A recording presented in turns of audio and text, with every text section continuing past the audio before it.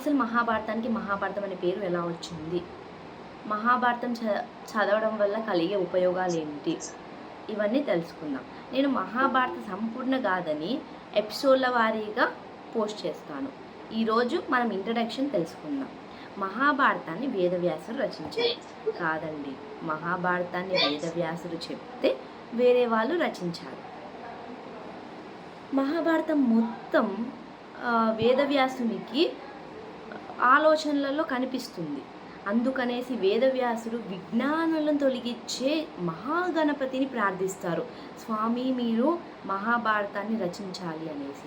అప్పుడు మహాగణపతి ఒక షరతు పెడతారు, నేను రాసే అంతసేపు మీరు చెప్తూనే ఉండాలి అనేసి. ఆ షరతుని అంగీకరించి వేదవ్యాసుడు ఇంకొక షరతు పెడతారు. ఆ షరతు ఏంటంటే, నేను చెప్పేంతసేపు నువ్వు అర్థం చేసుకుంటూ రాయాలి.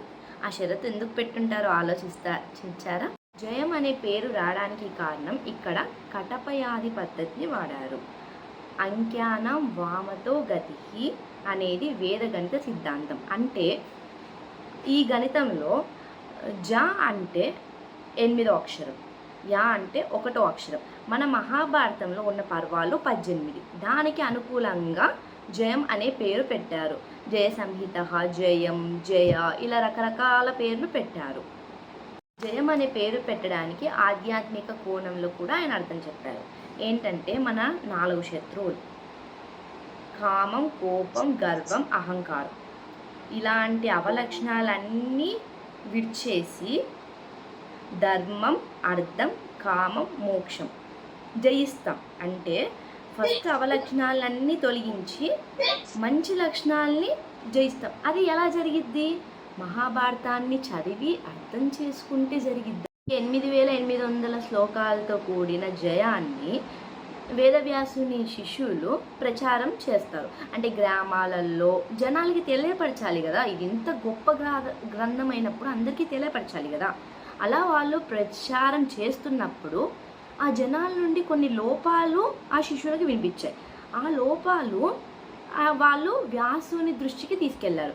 అప్పుడు అప్డేట్ చేస్తే మొత్తం 1,00,000 శ్లోకాలయ్యి మహాభారతంగా మారింది.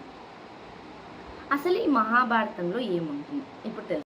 మనిషి ఎలా బతకాలి అని పాండవుల జీవితం చెప్తే, మనిషి ఎలా బ్రతకూడదు అని కౌరవుల జీవితం చెప్తుంది. పాండవులు అంత మంచి వాళ్ళగా, అంత ధర్మపరులుగా ఉండడానికి కారణం ఏంటి? వాళ్ళ పెద్దల పెంపరికం. కౌరవులు ఇలా తయారవడానికి వాళ్ళ మేనమామ, వాళ్ళ నాన్న, వీళ్ళే కారణం. అందుకే పెద్దలు మంచి బాటలో నడిపించాలి అని చెప్తారు. మళ్ళీ సందర్భాన్ని తగ్గట్టు ఎలా ఉండాలి అనేసి కృష్ణుడి చరిత్ర చెప్తుంది. భారతాన్ని ఉపనిషత్తులతో పోలుస్తారు పెద్దలు. భారతదేశం అనగానే గుర్తొచ్చేది భగవద్గీత. గీతకు మూలం భారతం. అసలు గీత ఎందుకు జరిగిందండి చెప్పండి? మహాభారతంలో యుద్ధం జరగడం వల్ల అర్జునుడికి కృష్ణుడు గీతని బోధిస్తారు కదా. అందుకే భారతాన్ని కూడా వేదంగా భావిస్తారు, వేదంతో పోలుస్తారు. అసలు మహాభారతంలో ఏముందో తెలుసా అండి? జ్ఞానం, యజ్ఞం, యాగాలు, పశువైద్యాలు, ఆయుర్వేదం, ధనుర్వేదం, శిల్పశాస్త్రం, పాకశాస్త్రం, అది ఇది అని కాదు, వేదాలలో ఉన్న అన్ని శాస్త్రాలు కూడా మహాభారతంలో ఉన్నాయి. అందుకని మహాభారతాన్ని మనం చదవాలి.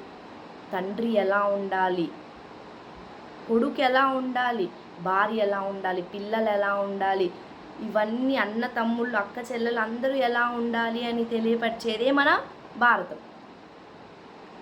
అందుకే మీ పిల్లలకి మహాభారతాన్ని చెప్పండి.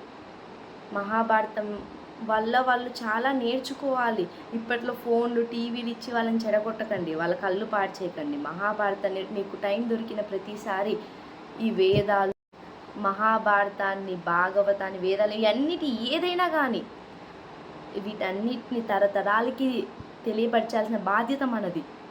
అందుకే అందరికీ చెప్పండి, వాటిని మర్చిపోవద్దండి.